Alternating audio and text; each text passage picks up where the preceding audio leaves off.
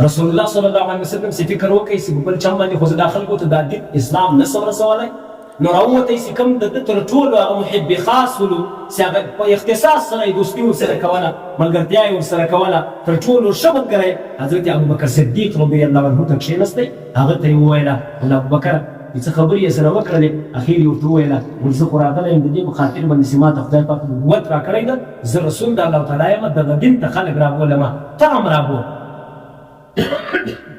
ګوري ابوبکر صدیق رضی الله عنه ته صدیق لقب ولې ورکول سوی ده په دې وجه باندې ورکول سوی ده چې یوه لفظ یوه عمل ده ته صدیق لقب ورکوي رسول الله صلی الله علیه وسلم وایي پر هر چا چې ما اسلام پیش کړی دی چې ته اسلام قبول کړه ایمان راوړه هغه څه ناڅه خبرې یې کړي دي اترې یې کړي دي څه یې داسې سره ځان کنجولی ده لیکن یوازې ابوبکر داسې سړی ده چې ما ورته وویل ما ابوبکره پر ما باندې ایمان راوړه ابوبکر صدیق بله خبر لا نه ده کړی اشهد ان لا اله الا الله واشهد انک رسول الله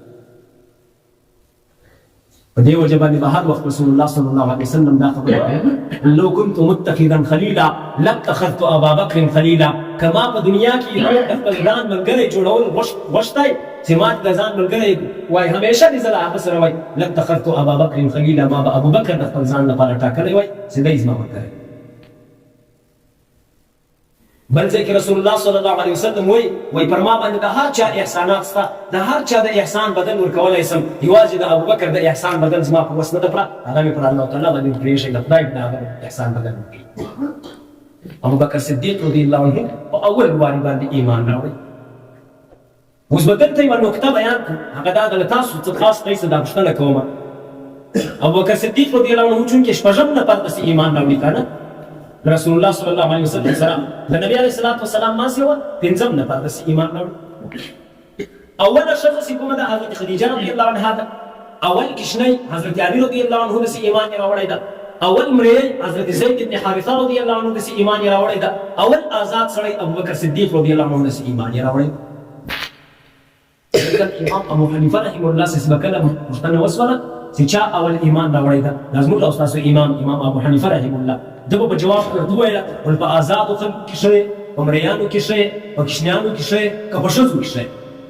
یعنې د هر یوه به جلا جلا معلومات غوښتل په ښځو کې ول حضرت خدیجې ایمان اول راوړی ده په آزادو خلکو کې ابوبکر صدیق اول ایمان راوړی ده په کوچنیانو کې حضرت علي اول ایمان راوړی ده په مریانو کې حضرت زید بن حارثه رضی الله عنهم اول ور ایمان راوړی کوم ته وګورئ چې ټولو اول ور ایمان راوړی ده ابوبکر صدیق رضی الله عنه په دغه جماعت کې تر ټولو اخري مؤمن ده خو دغه ایمان د ابوبکر صدیق رضی الله عنه تر ټولو افضل تر ټولو ښه ده ولې ښه ده وجه یې درته وایم چې څه وجه ده وجه دا ده ګورئ علماو لیکلي دي وایي کوروالا او کشنی چې کوم دی د کور کشنی مریی خو هم په کشني کې راځي مریی خو د آقا مریی داسې آقا څه رقم ویل مریی به هغه رقم کوي کوروالا خو چې مېړه ورته وویل چې دا کار به کوې هغه یې خامخا کوي پر شرط دی خو تابع د خامخا دی کوي اکشنی چې ستا په پرورش کې د حضرت علي د محمد په پرورش کې ده هغه ورته دا کار به کوې د یې خامخا کوي که نه ورته ووایي هم هغه کشنی خپل مور و پلار ته ګوري خپلو مشرانو ته ګوري چې هغه کوم کار کوي کشنی هم هغه کار سره خپله یې په دې وجه باندې علماو لیکلي دي وایي تاسو چې کله د فرضو څخه خلاص شئ سنت وړئ کور ته په کور کې تاسو سنت کوئ د لمانځه وروسته چې کوم سنت دي په دې خاطر باندې کور ته کوئ چې ستا کشنی اولاد اوس راپورته کېږي هغه به تا ته ګوري چې بابا سنت کوي بابا دلته لمونځ کوي کله کله تاسو به لیدلي چې دی کور لمونځ کوئ کشنی زوی راولاړ شي کشنی لور ستا پر څنګ باندې په لمانځه ودرېږي هغه دا چم درسره کوي درته زده کوي دا ستا ګټه ده چې ته په کور کې سنت کوې دا خو هسې خارجي خبره وه نو حضرت علي حضرت زید بن حارثه او حضرت خدیجه رضی الله عنها دا خو چونکې د رسول الله صلی الله علیه وسلم تر لاس لاندې خلک ول دغو په هر حال ایمان راوړي ابوبکر صدیق رضی الله عنه یو آزاد مستقیم سړی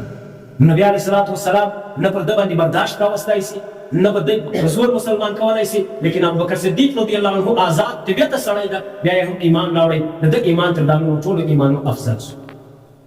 بهتر شو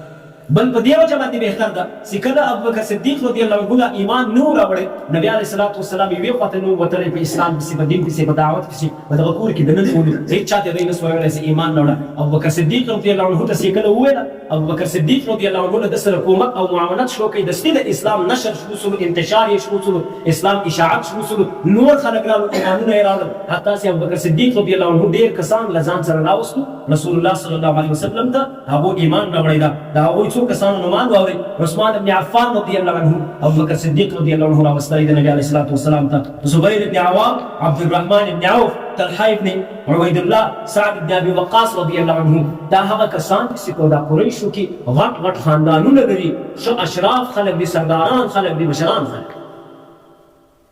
نو د ابوبکر صدیق رضی الله عنه ایمان په دې وجه چې د ده په ایمان راوړلو باندې اسلام پر مخ باندې ترقي شروع کړه.